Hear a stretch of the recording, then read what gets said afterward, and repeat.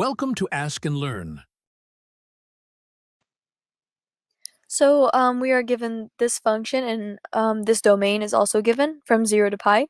So now if we want a graph, we can look for a few things. Intercept. We have one, if we set y equals to 0, we have an intercept, our x-intercepts at pi over 4, 0. And also 3 pi over 4, 0. But we don't have any y-intercepts, just x. All right, and symmetry is odd, and you can check that by seeing whether it's, for example, plugging in -1 and 1 into the function, and you see that the answer will be the same value, except one of them will be negative and the other will be positive, so it's odd. Asymptotes, we have vertical asymptotes, no horizontal, we just have a vertical one. And we'll find that in a second, and I'll show you how. So first, let's find the first derivative to see increasing and decreasing. So f prime is negative cotangent of x cosecant times cosecant x minus 2 cosine x. And if you set that equal to 0 to find the critical points, we see we have critical points at pi over 2 and 3 pi over 2. But 3 pi over 2 is not in our domain, so we won't have to worry about that. So at pi over 2, we have a critical point. So if we do the first derivative test,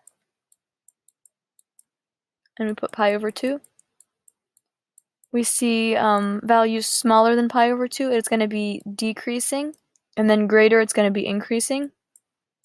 So if it's going from decrease to increase, it's going to be a local minimum point at pi over 2.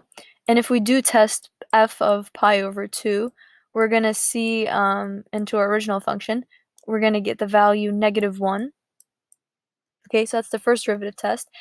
And let's test also our endpoints on our domain just to see what's going on. And if we do look at the endpoint 0, so 0 would be here, and pi would be here. So if we do look at those, we see that it's going to be undefined. So we have asymptotes here and here at our endpoints. So we're going to write asymptotes x equals 0 and x equals pi for our vertical, where the slope is undefined. And using this information, we can graph.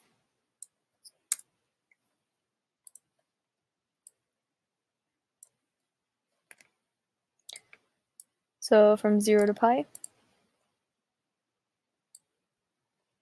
So this is 0, this is pi. So we know as 0 and pi, we have vertical asymptotes. And we have a minimum value at pi over 2, 1.